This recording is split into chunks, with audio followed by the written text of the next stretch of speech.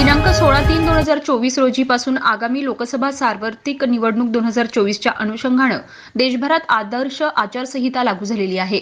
याच निवडणुकीच्या पार्श्वभूमीवर माओवाद्यांच्या तेलंगणा राज्य समितीचे काही सदस्य हे तेलंगणा राज्यातून प्राणहिता नदी ओलांडून गडचिरोलीला आलेले आहेत, अशा मिळालेल्या गोपनीय माहितीवरून अपर पोलीस अधीक्षक यतीश देशमुख यांच्या नेतृत्वात गडचिरोली पोलीस दलातील विशेष अभियान पथकाचे जवान आणि सीआरपीएफचे क्यूएटी पथकातील जवान हे उपविभाग जिमलगट्टा अंतर्गत उपपोस्टे रेपनपल्ली पासून दक्षिण पूर्व 5 किलोमीटर अंतरावर असलेल्या कोलामरका पहाडी जंगल परिसरात माओवादी विरोधी अभियान राबवत असताना दिनांक 19/3/2024 रोजी पहाटेच्या सुमारास जंगलात दबा धरून बसलेल्या माओवाद्यांनी जवानांना जीवेठार मारण्याचा व हत्यार लुटण्याच्या उद्देशाने जवानांच्या दिशेने अंधाधुंद गोळीबार केला।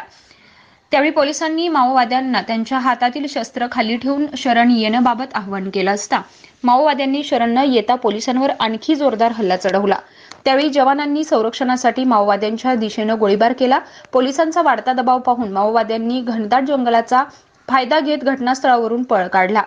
चकमकीनंतर सदर जंगल परिसरात जवानांनी शोध अभियान राबवलं असता घटनास्थळावर 4 पुरुष माओवादी मृत अवस्थेत आढळले।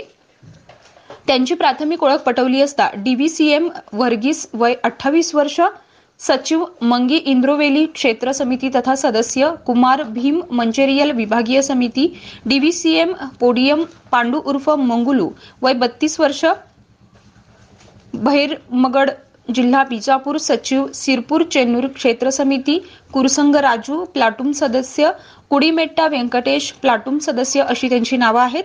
त्यासोबतच घटनास्थळावरून 1 नग AK-47 रायफल, 1 नग कार्बाइन रायफल, 2 नग देशी बनावटी पिस्तूल, जिवंत काडतुसं आणि इतर स्फोटक साहित्यांसह मोठ्या प्रमाणात माओवादी साहित्य हस्तगत करण्यात पोलीस दलास यश आलंय।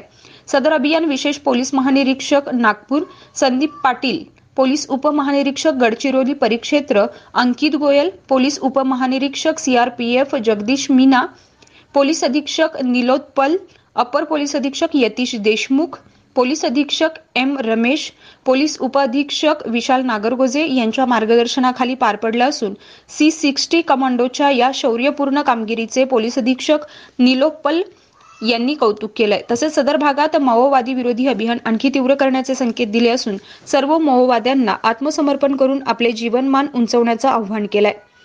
Tejvarta news network, Gadchiroli.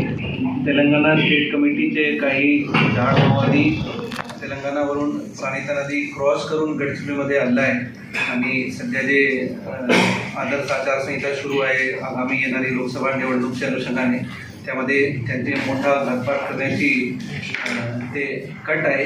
त्या अनुषंगाने तात्काळ त्यांचे गंभीरता पाहून additional SP operations Shri Yatish Deshmukh यांचे नेतृत्वामध्ये वेगवेगळ्या टीम्स आम्ही सर्चिंगसाठी लॉन्च केले होते। त्यामध्ये C60चे आमचे पथक आणि CRPFचे QAT पथकचे समावेश होते आणि 3 वेगवेगळ्या ठिकाणी पूर्ण रात्री सर्च करून जेव्हा एक टीम ज्यामध्ये 4 C60चे पथक होते ते कोलारमार्का जंगल परिसरामध्ये सकाळी सर्च करत होता, तर आमचे C60 पथकवर माओवाद्यांनी अंधाधुंद गोळीबार सुरू केला। त्यांना प्रत्युत्तर देण्यासाठी जेव्हा आमच्या पथकाने चोख प्रत्युत्तर दिले तर ते घनदाट जंगलचे फायदा घेऊन ते पसार झाला आणि ते सुमारास अर्ध तास ते सकाळी ते चकमक चालला आणि चकमकीनंतर जेव्हा ते एरिया सर्च आमचे C60चे पथक करत होते तर त्या एरिया सर्चमध्ये त्यांना 4 मेल पुरुष माओवाद्यांचे मृतदेह आढळला।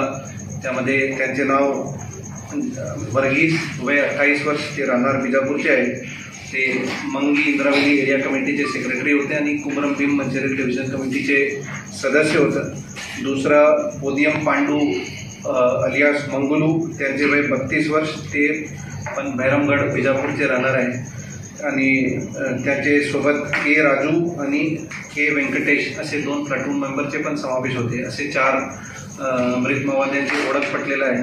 त्यांचे सोबत 1 AK-47 हथियार आणि 1 कार्बाइन हथियार आणि 2 कंट्रीमेड पिस्टल गावठी पिस्टल पण गडचिरोली पोलिसने हस्तगत केलेला आहे। त्या व्यतिरिक्त तिथे भारी मात्रामध्ये एक्सप्लोजिव्स, डेटोनेटर्स, बॅटरीज आणि इतर नक्षल साहित्य विशेष पोलीस महानिरीक्षक श्री संदीप पाटील सर, माननीय पोलीस उपमहानिरीक्षक गडचिरोली परिक्षेत्र Shri Ankit Goyal sir, DIG ops CRPF Shri Jagdish Meena sir आणि इतर जे आमचे पूर्ण टीम आहे त्यांनी खूप शौर्याचे कामगिरी करून हे ऑपरेशनला अंजाम दिला आहे आणि आज संध्याकाळी ते पूर्ण पार्टी जे आहे सुखरूप ते परत आलेलं आहे आणि पुढील कारवाई यामध्ये आणखी या घटना अनुषंगाने आणखी त्या एरियामध्ये अधिक नक्षलविरोधी अभियान आणखी तीव्र करण्यात आलेलं आहे आणि पुढील काळात पण नक्षलविरोधी अभियान आणखी तीव्र